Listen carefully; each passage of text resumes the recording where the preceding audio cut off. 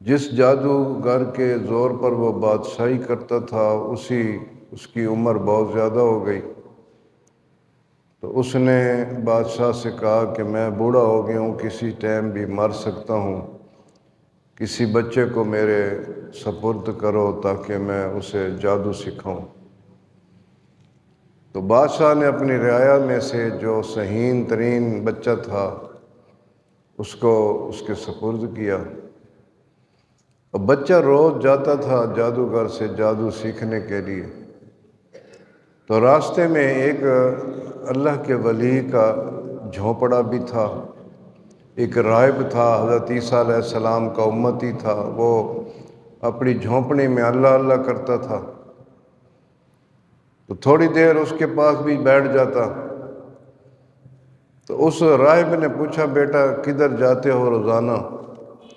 اس نے بتایا کہ میں جادو سیکھنے جاتا ہوں۔ تو اس اللہ کے ولی نے کہا کہ جادو تو گناہ ہے، کفر ہے، تم دین سیکھو، اللہ کا نام سیکھو، دین پہ چلنا سیکھو۔ تو پھر وہ تھوڑا ٹائم جادوگر کے پاس بیٹھتا تھا، زیادہ وقت اللہ کے ولی کے پاس بیٹھتا تھا۔ ایک دن وہ اور اس کی باتیں سن کر وہ مسلمان بھی ہو گیا راہب کی۔ ایک دن وہ بچہ جا رہا تھا، راستے میں ایک بہت بڑا اژدہا سڑک کے اوپر بیٹھا ہوا تھا، ادھر کی ٹریفک ادھر رکی ہوئی تھی، ادھر کی ادھر رکی ہوئی تھی، سب پریشان تھے۔ تو اس بچے نے چھوٹا سا پتھر اٹھایا اور دل میں نیت کی کہ یا اللہ اگر جادو سچا ہے تو اس پتھر سے اس اژدہا کو مار دے۔ تو اس بچے نے جب پتھر مارا تو وہ اس اژدہا کو کچھ نہ ہوا۔ تو پھر اس نے ایک پتھر اور اٹھایا، اس نے کہا یا اللہ اگر تیرا ولی سچا ہے، نیک آدمی سچا ہے، تیرا دین سچا ہے، تیرا نبی سچا ہے، تو پھر اس پتھر سے اس اژدہا کو مار۔ تو جو ہی اس نے پتھر مارا تو وہ اژدہا مر گیا، تو راستہ کھل گیا۔ اب اس کے پاس اللہ کی طاقت آ گئی، اللہ تعالیٰ کی روحانیت اس کے پاس آ گئی، اللہ کے ولیوں کی جو عظمت اور شان ہے اس بچے میں آ گئی۔ اب بڑھاپا ضروری نہیں ہے کہ بڑھاپے میں بندہ اللہ کا ولی بنے، سفید داڑھی ہو، سفید سر ہو۔ ولایت حضور فرماتے ہیں جو جوانی میں توبہ کرتا ہے سچے دل سے اور پھر زندگی اللہ کی رضا کے لیے گزارتا ہے تو سب سے بڑا وہ ولی ہے، وہ جوان ہے جس نے جوانی میں توبہ کی۔ اب اس کے پاس جو آتا اسے وہ دم کرتا، شفا دے، اللہ شفا دے دیتا۔ جو بیمار آتا، جو تکلیف والا آتا، جو مصیبت والا آتا، اس کی دعاؤں سے، اس کے دم سے لوگوں کی مصیبتیں دور ہونی شروع ہو گئیں۔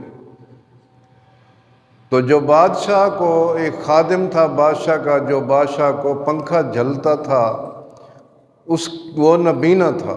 اسے کسی نے کہا کہ وہ بچے کے پاس جا تو اللہ تجھے آنکھیں دے گا۔ اب وہ نبینا جو خادم تھا بادشاہ کا، وہ اس بچے کے پاس گیا، اسے کہا کہ تو لوگوں کو شفا دے رہا ہے، میری آنکھیں نہیں ہیں، دعا کر۔ اس بچے نے دعا کی، اللہ نے اس نبینا کو آنکھیں دے دی۔ اب جب نبینا بادشاہ کے پاس آیا تو بادشاہ نے جب اس کی آنکھیں دیکھیں تو بادشاہ نے پوچھا یہ تجھے کہاں سے آنکھوں کا نور ملا؟ تو اس نے کہا یہ میرے رب نے دیا۔ حالانکہ بادشاہ جو تھا وہ غیر مسلم تھا، وہ اپنی پوجا کرواتا تھا۔ اس نے کہا تیرا رب تو میں ہوں، تو مجھے سجدہ کرتا ہے، یہ کون سا رب ہے جس نے تجھے آنکھیں دیں؟ تو اس نابینا نے کہا جو تیرا رب بھی ہے، میرا رب بھی ہے، تمام جہانوں کا رب ہے، اس اللہ نے مجھے آنکھیں دی۔ اب اس کو وہ قید میں ڈال دیا گیا، اس سے تشدد کیا گیا، مارا پیٹا گیا۔ تو اس نے اس بچے کا بتا دیا، اور جب بچے کو پکڑا گیا تو بچے نے راہب کا بتا دیا۔ اب راہب کو بھی بادشاہ نے قتل کر دیا، اور اس بوڑھے کو جو نابینا تھا اس کو بھی قتل کروا دیا۔ اب بچے کو بادشاہ نے پکڑ لیا اور بادشاہ نے پوچھا کہ تجھے یہ رب کا پتہ کس نے بتایا، تجھے کیسے پتہ چلا؟ تو اس نے کہا کہ مجھے اللہ کے ولی نے بتایا، اللہ کے نیک بندے نے بتایا۔ اب بادشاہ کو اس نے اپنے دربانوں سے، اپنے سپاہیوں سے کہا کہ اسے لے جاؤ، پہاڑ کی چوٹی سے نیچے پھینک دو تاکہ یہ مر جائے۔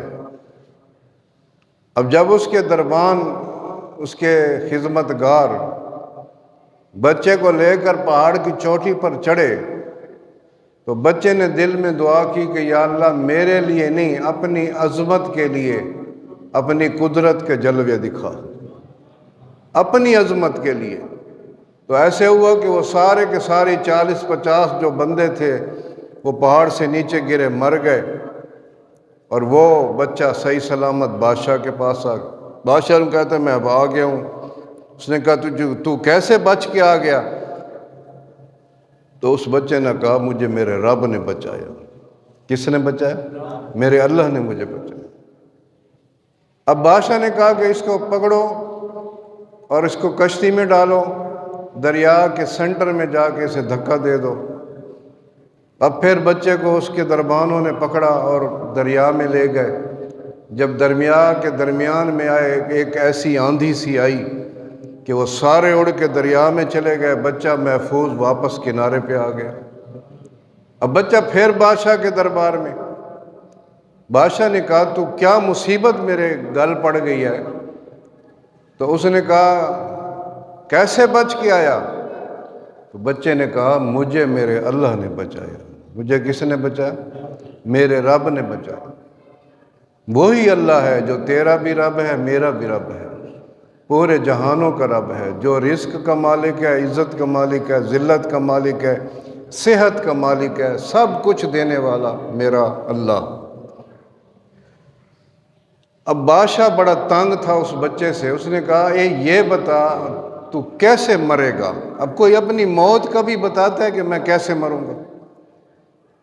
کوئی نہیں بتاتا۔ ہر بندہ کوشش کرتا ہے کہ میں بچ جاؤں، مگر جو اللہ کے ولی ہوتے ہیں وہ دوسروں کی فکر کرتے ہیں، اپنی نہیں کرتے۔